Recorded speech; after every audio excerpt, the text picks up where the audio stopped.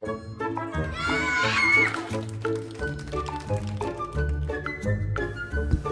test.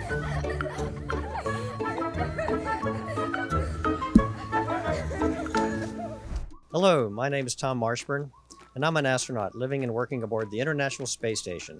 This is a spacecraft about the size of a 5-bedroom house, orbiting 250 miles high, traveling 17,500 miles per hour around the Earth. So fast that we circle the Earth every 90 minutes. Still, we're close enough to be seen from Earth, and we look like a bright star moving across the sky. We get to see spectacular views of the Earth, but we also love to gaze at the beauty of the Moon and our universe. But NASA's getting ready for Artemis I, the first test of our new space launch system, and the Orion spacecraft that will travel thousands of miles beyond the Moon. This mission is helping us get ready to put the first woman and the first person of color on the Moon's surface as we build the knowledge we need to go even further. I'm excited today to read a book that has inspired kids on Earth about our Moon and encouraged them to explore the world around them for 75 years. Goodnight Moon by Margaret Wise Brown. Pictures by Clement Hurd.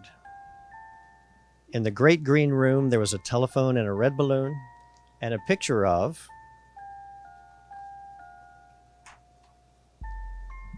the cow jumping over the moon, and there were 3 little bears sitting on chairs, and 2 little kittens and a pair of mittens, and a little toy house, and a young mouse, and a comb and a brush and a bowl full of mush, and a quiet old lady who was whispering, "Hush." Goodnight room.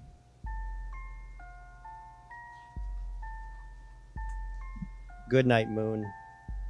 Goodnight cow jumping over the moon.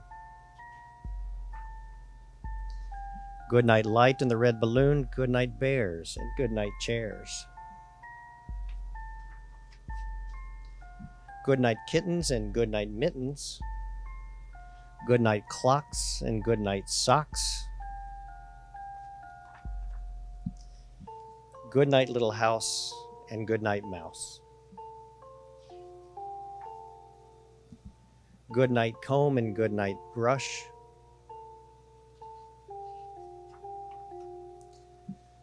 Goodnight nobody. Goodnight mush. And good night to the little old lady whispering, "Hush."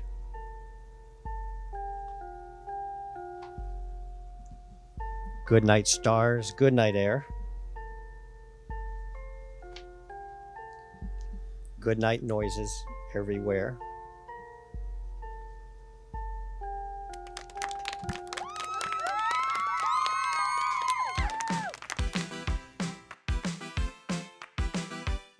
Several questions were submitted by students about our experiences here on the space station, which we're happy to answer now. I'm Tom Marshburn, Mark Vande Hei, both astronauts. And the first question is by Natalie G. from Pennsylvania. What do you do to pass the time when you aren't working on the ISS? Great question. I like to look out the windows. The views are incredible. I really like to read a lot. And one of my favorite things is to talk to my family back on the Earth. We are very well supported with the ability to make phone calls from up here. Ooh, Tom, this is a good one. This one is from Thea W. from Kansas, who asks, when will we go to the moon again? Great question. There is the space launch system. We're going to be testing it out, and soon we'll be launching that in the Orion spacecraft deep into space.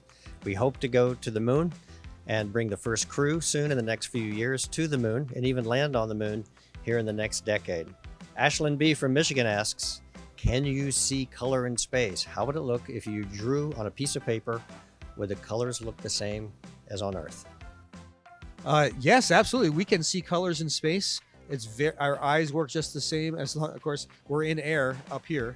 And when I look out the window, I'm looking from an air environment out the window into space. But it's very much like when you look up into space and see stars. Of course, you can see mildly different colors because a lot of brightness. But as you can see around us, we've got lots of different colors. Tom and I are dressed in kind of drab colors. Both of us are wearing gray. But we've got lots of flags behind us. You can see colors in there. And when we look out the window, like I mentioned earlier, we can see the colors of the ocean and the deserts and all the shades of different browns, and the full moon shining on the terrain is beautiful. And then with city lights at night and the orange of those lights, so many different colors are a joy for us to see up here. So I'm very, very happy that we can see colors in space. Okay, another good question, Tom. Chloe O from Texas, where Tom and I both live, asks, what was the biggest challenge you faced in space so far, and how did you overcome it? Waiting for your flight is challenging. We do a lot of work to get here. One of the things we have to do is learn another language. Probably learning Russian was one of the biggest challenges I had as a requirement to get here to the space station. But the other challenge is there's so much to do, so much to see up here. It's quite distracting. And so getting any one thing done can be a challenge. All right, Mark. Rocco M from Iowa is asking, if you didn't become an astronaut, what would you have wanted to be? Part of me wants to join the circus, but I'm kind of joking. I don't think that's not going to happen. I would have loved to have been a teacher. That was a potential career for me. I also was very interested in using my physics background to get involved in production of alternate forms of energy, because we're going to need energy and we've got to find a renewable way to get that. That's inexpensive enough for people to want to use it. So those are very appealing things to me. Also, especially even after flying, I have a lot of concern about our environment. So any job that's associated with helping us live more sustainably in the future is something I was interested in, and I might be even more motivated about it now that I've been able to look back on our beautiful planet from space. Caleb W. from Maryland asks, what do stars look like in outer space?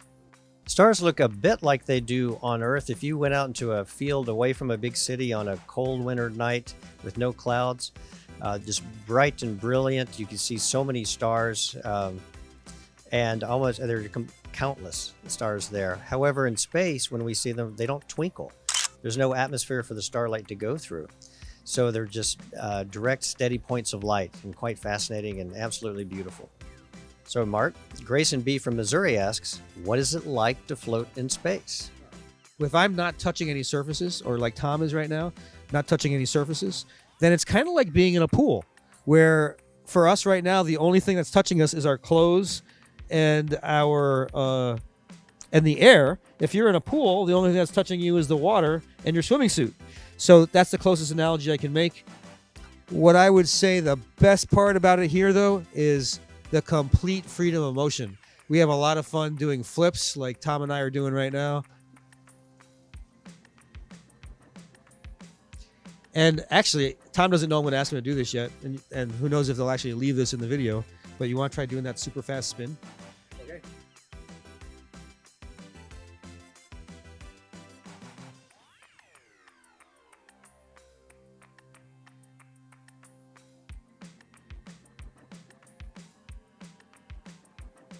So that does make us very dizzy. When you're spinning like that, the person that's being spun can't tell what's going on because things are going by so fast. So you have to be very trusting because you have no control over where you're going to end up.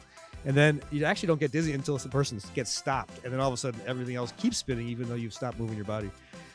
Something we've been having fun with lately, and everybody's been safe. Great questions. Thanks. Bye-bye.